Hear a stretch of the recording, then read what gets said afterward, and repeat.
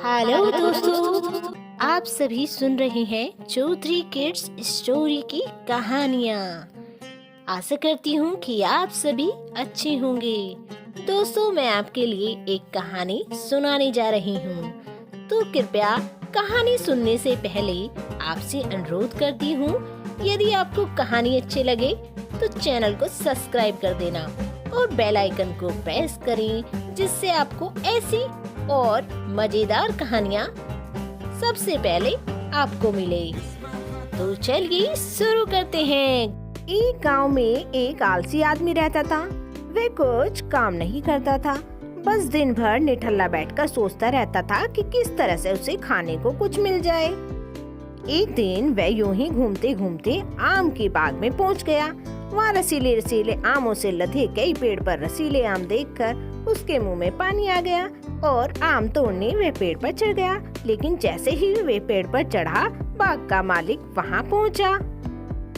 बाग के मालिक को देखकर आलसी आदमी डर गया और जैसे तैसे पेड़ से उतरकर वहाँ से भाग खड़ा हुआ। भागते भागते वह गांव के बाहर स्थित जंगल में जा पहुँचा। वह बुरी तरह से थक गया था और इसलिए एक पेड़ के नीचे बैठकर सुस्ताने लगा। सुस्ताते हुए तभी उसकी नजर लोमड़ी पर पड़ी। उस लोमड़ी की एक टांग टूटी हुई थी, वह लंगड़ाकर चल रही थी। लोमड़ी को देखकर आलसी आदमी सोचा कि ऐसी हालत में इसको जंगली जानवरों से भरे जंगल में इसे किसी ने क्यों नहीं खाया, इसका शिकार कैसे नहीं किया। वह ऐसे ही सोच रहा था। जिज्ञासा से वह पेड़ पर चढ़ गया और वहाँ बैठकर देखने लगा कि अब इस लोमड़ी के साथ आगे क्या होगा। कुछ ही पल बीते थे कि पूरा जंगल सेल की भयंकर धार से गूंज उठा, जिसे सुनकर सारे जानवर भागने लगे। लेकिन लोमड़ी अपनी टूटी टांग के साथ भाग नहीं सकती थी, वह खड़ी रही। तभी शेर लोमड़ी के पास आया और आलसी आदमी ने सोचा कि अब से लोमड़ी को खाकर अपना पेट की भूख भी जाएगा। लेकिन आगे जो हुआ कुछ अजीब था।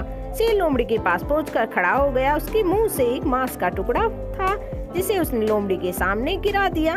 लोमड़ी इत्मीनान से मांस के इस टुकड़े को खाने लगी। थोड़ी देर बाद शेर वहां से चला गया।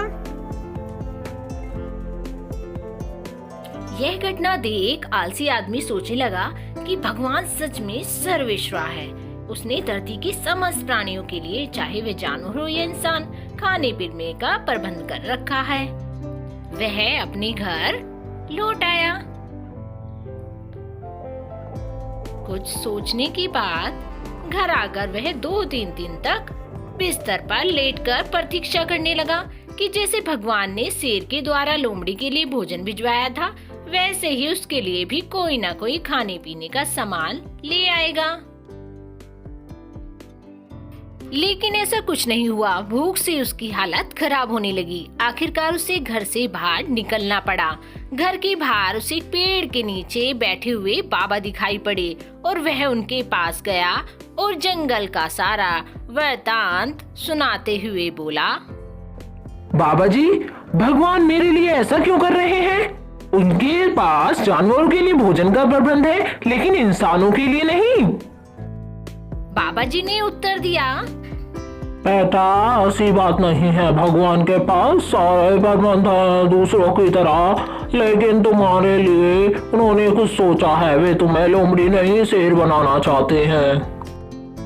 सीख, हम सबके भीतर क्षमताओं का असीम भंडार है, बस अपनी अज्ञातवश हम उन्हें पहचान नहीं पाते और स्वयं को कमतर समझकर दूसरों की सहायता की प्रतीक्षा करते रहते हैं। स्वयं की क्षमता पहचानिए, दूसरों की सहायता की प्रतीक्षा मत करिए।